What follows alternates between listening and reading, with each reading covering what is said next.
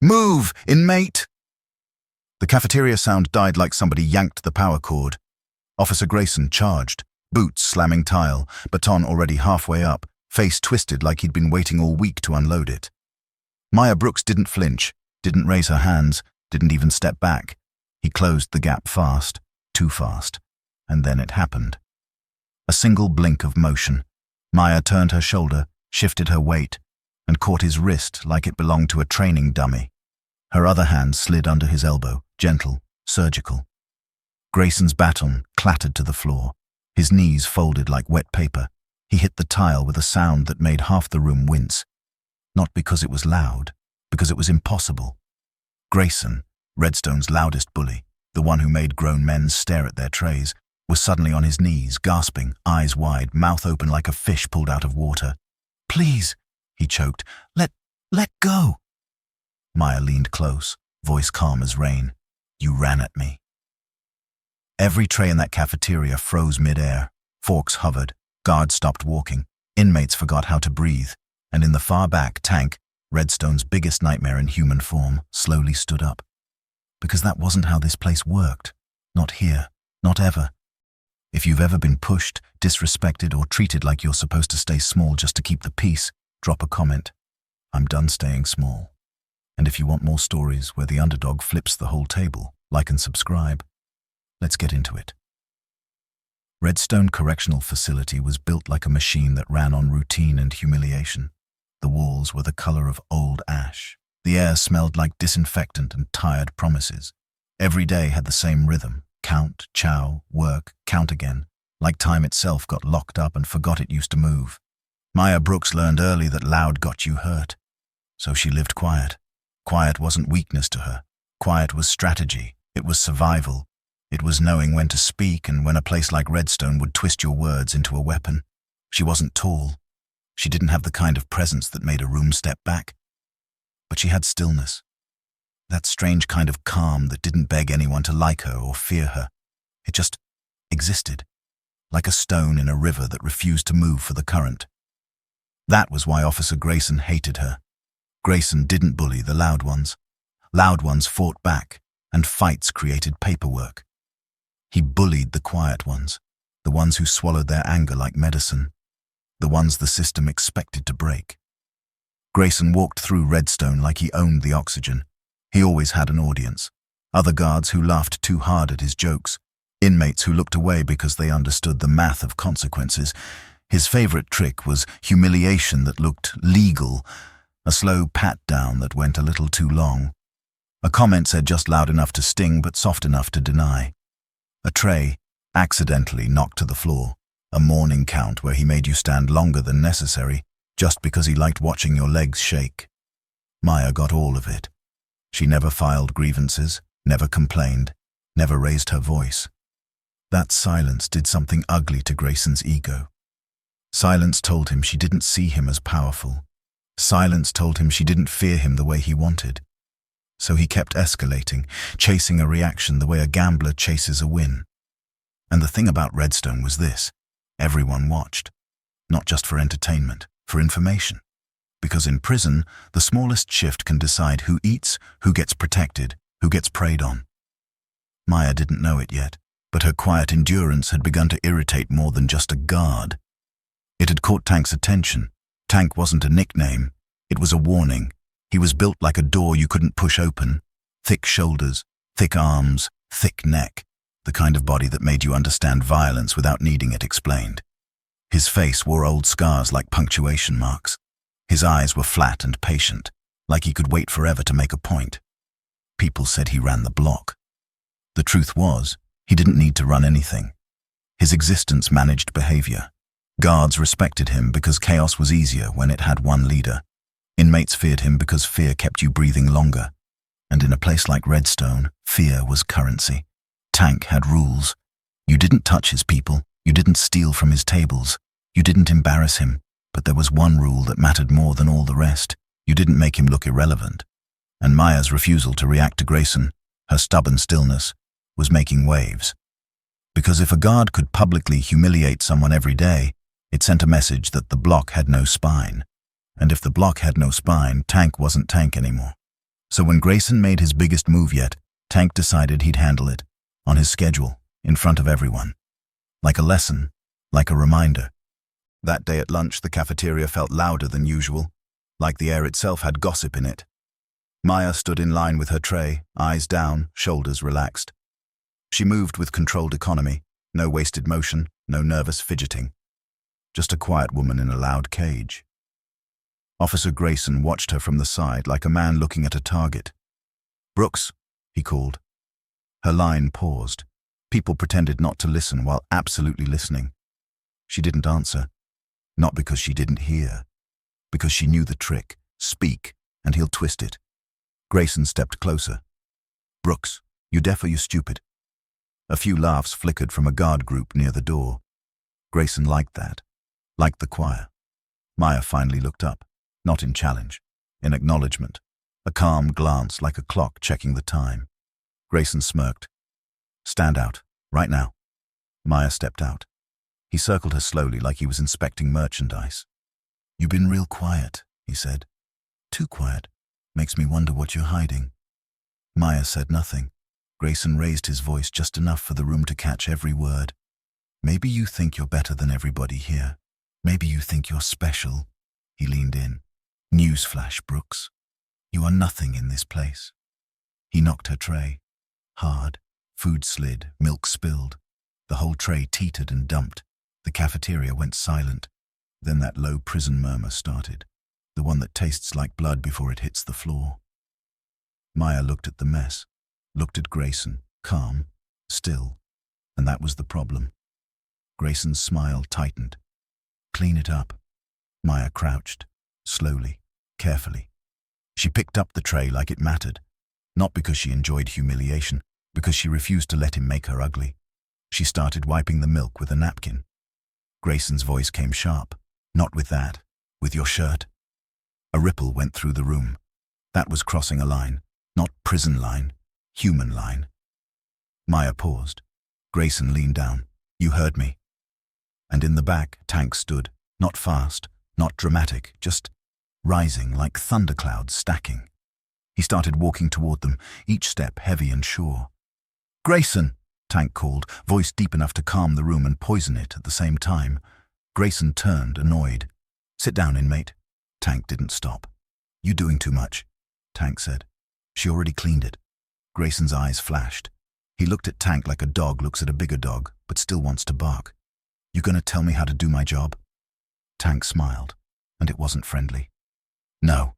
I'm telling you the block sees you, and the block remembers." Grayson scoffed. But the moment had shifted. He could feel it. The cafeteria could feel it. He needed control back, so he snapped at Maya again. "Get up." Maya rose. Tank's eyes cut to her. "You letting him play you like that?" Maya didn't look at Tank. She didn't look at anyone. She just held her posture. Tank stepped closer. "You quiet, huh?" He tilted his head. "Quiet people either broken or dangerous." Somebody whispered, "Uh-oh." Tank moved in front of Maya, towering. "You got a mouth?" Maya finally met his eyes, steady, unreadable. Tank smiled wider. "Say something." Maya's voice was low. "I'm not here for games." A laugh burst from somewhere, nervous, disbelieving. Tank's smile dropped. "Oh, she got jokes." He shoved her shoulder, not full force, just enough to test her balance, to make a point. Maya took one step back and caught herself like she'd rehearsed falling. Tank's eyes narrowed. "That's it? You just gonna stand there?" He shoved again, harder. Maya's feet slid. She stayed upright. Tank pulled back his fist. "Let's see what you do when it's real."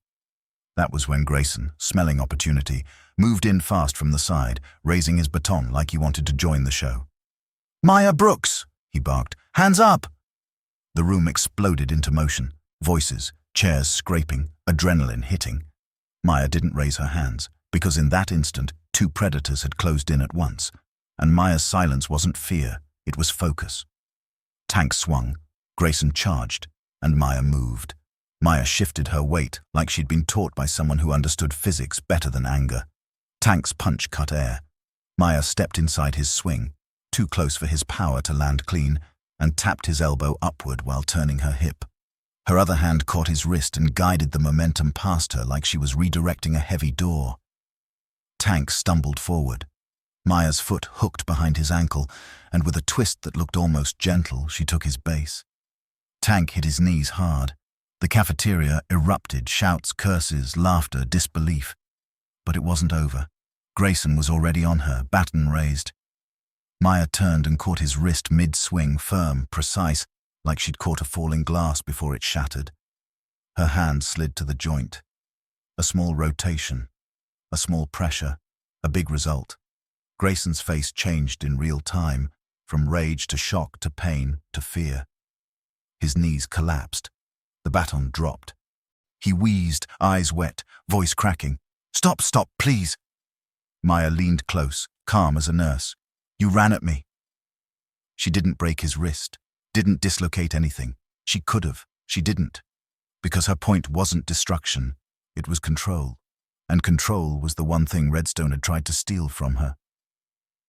Across the room, Tank looked up from his knees, stunned. Not at the pain, at the fact that someone had made him kneel without turning it into a brawl. Maya released Grayson's arm and stepped back, hands open at her sides, non-threatening. Grayson scrambled away like a man trying to outrun embarrassment. And then something even stranger happened. A hush fell over the cafeteria, not because everyone was scared, because everyone suddenly understood they'd been wrong about her. In prison, a moment like that has consequences. Guards don't like being embarrassed, not in front of inmates, not ever. Tank didn't like being embarrassed either, and Maya had embarrassed both, without shouting, without spitting, without swinging wildly. That was a threat to the usual order. They took Maya to segregation within the hour. Concrete room, metal bed, a thin mat that felt like a joke, a toilet that made you hate your own dignity. Maya sat on the edge of the bed and breathed slow. In the silence, her mind did what it always did. Replay details, Tank's stance, Grayson's grip, the cafeteria's energy, the guard laughs that cut too sharp. She closed her eyes and saw a different room, bright lights, polished floors, white walls, a gym. She saw herself younger, smaller, sweating through drills. A voice. Discipline is quiet. Precision is mercy. And restraint is power. Her father's voice, from back when she still had a father in her life, back when he still believed the world could be navigated with integrity. He'd been military, old school, hard on softness, big on principles. He taught her not because he wanted her to fight. He taught her because he knew the world sometimes doesn't ask permission before it harms you. And now in segregation, Maya knew Redstone was about to punish her for not staying helpless. She also knew something else.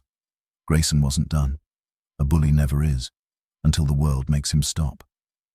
The next morning, Maya was escorted to an internal hearing. A small room, a scratched table, 2 supervisors. 1 lieutenant who didn't look up from a clipboard.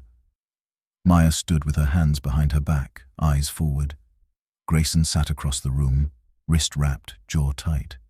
He wore the look of a man who'd been publicly reminded he was not untouchable and now needed to rewrite the story so he could feel safe again.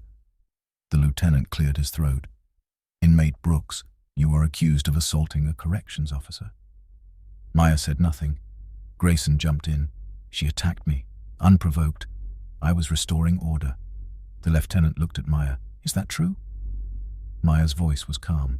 "I didn't attack him. He charged at me with a baton raised." Grayson scoffed. "Lies." The supervisor finally looked up. "We have video." Grayson's face flickered.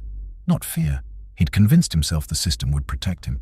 But something like discomfort slid under his skin. The lieutenant pressed play, and the room watched. They watched Grayson humiliate her tray. They watched Tank step in. They watched Grayson rush into the conflict, baton raised, like he wanted a spectacle. They watched Maya catch him and drop him without a strike. The lieutenant paused the footage on the exact moment Grayson's baton was mid-air. He stared at the freeze frame. Then he looked at Grayson. And that's where the dramatic irony lived, sharp and satisfying. Because Grayson had spent months acting like cameras were his shield. Now the camera had become his mirror. The supervisor leaned forward. "Officer Grayson, why was your baton raised?" Grayson swallowed. She was. She was a threat. The lieutenant's voice stayed flat. She was standing still. Grayson's face reddened. She has training. She's dangerous. Maya looked at him, and for the first time her silence felt like an answer. The lieutenant turned back to the supervisor. "We need to forward this." Grayson's voice cracked with anger. "To who?" The supervisor said. "Internal Affairs and the state inspector." Grayson laughed once, sharp and fake. "For what? I did my job." The lieutenant rewound the video slow and pointed to the exact moment Grayson knocked Maya's tray and ordered her to wipe with her shirt. The room went cold. The supervisor's jaw tightened. "That's not policy." Grayson tried to talk his way out of it, but the footage didn't care. Footage never cares. Maya's pulse stayed steady, because this wasn't about revenge. It was about truth finally showing up with receipts. They moved Maya back to her block after the hearing. The walk back was different. Guards didn't laugh. Inmates didn't whisper insults. They watched her like she'd become a new kind of weather. Tank was waiting near the day room, leaning against the wall. As Maya passed, he stepped out, close enough to block her path. The air tightened. Maya didn't stop walking. Tank said quietly, "You trained." Maya kept her eyes forward. "Does it matter?" Tank's mouth twitched. "It does. Means you wasn't helpless. Means you chose quiet." Maya finally looked at him. "Quiet keeps you alive, until somebody wants you dead anyway." Tank stared at her a beat, then nodded once, like he respected that. Then he did something that made the whole block freeze. He stepped aside, not as a favor, as a signal. A message to everyone watching. Maya is not prey. That was the power shift, real and immediate. The block didn't have to like her, didn't have to understand her. They just had to adjust. But the real twist wasn't Tank. It was what Maya overheard later that night through the thin walls. Guards whispering in the corridor. Grayson was being placed under investigation, and not just for what happened with Maya. Other inmates, quiet ones, had started filing grievances the moment the video leaked through staff channels. Women he'd humiliated, men he'd provoked. Names that had stayed silent for years. One video didn't just expose him. It unlocked everyone else's courage. Grayson had spent his career building a kingdom of fear. Maya had cracked the foundation without even raising her voice. A week later, Maya was called to medical, not for treatment, for a meeting. A state inspector sat across from her, clean suit, tired eyes, clipboard full of history. "I saw the footage," the inspector said. "I'm sorry." Maya didn't react. Apologies in prison can feel like perfume sprayed on garbage. The inspector cleared his throat. "Officer Grayson has multiple complaints. Your incident pushed it into daylight." Maya's fingers tightened slightly behind her back. "So what happens now?" The inspector hesitated. "He's been suspended pending charges." Maya's breath left her slow, like she didn't want Hope to make noise. "Charges?" she repeated. The inspector nodded. "Assault, abuse of authority, harassment, retaliation. We're building the case." Maya stared at the table. In her head, she saw the tray spilling, the milk running like a line across tile, the order to wipe with her shirt. She remembered how small she'd felt, not because she was weak, but because the system enjoyed making her feel small. Her throat tightened. She didn't cry. Not yet. She just said very softly, "I tried to do everything right." The inspector's voice softened. "I know." And for a moment, the room felt less like prison and more like what justice was supposed to be. Late, imperfect, but finally arriving. Grayson didn't come back. Word traveled fast. He'd been charged. The state was making an example out of him, not because they suddenly grew a conscience, because the video made ignoring it impossible. Redstone's warden held a staff briefing. "Professionalism," he said. "Standards," he said. "Accountability," he said, like those words hadn't been used as decorations before. But the block saw the difference. The guards who used to laugh at Grayson's jokes stopped laughing at all. Tank's people stopped running petty extortion in the open. The atmosphere shifted, subtle but real, less swagger, more caution, because Maya had introduced a new element into Redstone's ecosystem: consequences. One afternoon, Tank approached Maya again, this time with two men behind him. Maya didn't stop walking. Tank said, "You got heart, not loud heart. The kind that don't need applause." Maya kept moving. "What do you want?" Tank paused, then said something that sounded almost like respect. "Nothing. Just, you changed the air in here." Maya stopped and looked at him. "No, Grayson changed the air. I just stopped breathing it." Tank's eyes narrowed like he was tasting that line. Then he nodded once and stepped back. And for the first time since she'd arrived at Redstone, Maya felt space open around her. Not safety, but room. On the night Grayson's charges became official, Maya lay on her bunk staring at the ceiling. The prison was still a prison. The walls still didn't care. The doors still locked the same. But something in her chest felt different. Not triumphant. Free. She thought about how long she'd been taught that strength had to be loud, violent, dramatic. Yet the strongest thing she'd done in Redstone wasn't the takedown. It was restraint. It was refusing to become what the system expected. Reactive, raging, messy, easy to label as the problem. She'd used discipline like a shield, and when the moment came, she used precision like a key. She didn't win by becoming a monster. She won by staying herself. And that was the lesson Redstone couldn't stand, until it had to. Because the truth is, people who rely on power hate quiet strength. Quiet strength doesn't beg. It doesn't fold. It doesn't perform. It just holds the line until the bully runs into it and realizes the wall was always there. If you've ever been underestimated, mistreated, or pushed to stay nice while someone disrespected you, tell me in the comments, what was the moment you realized you had to hold your line? And if you want more stories where justice hits like a plot twist, like, subscribe and share this with someone who needs that reminder.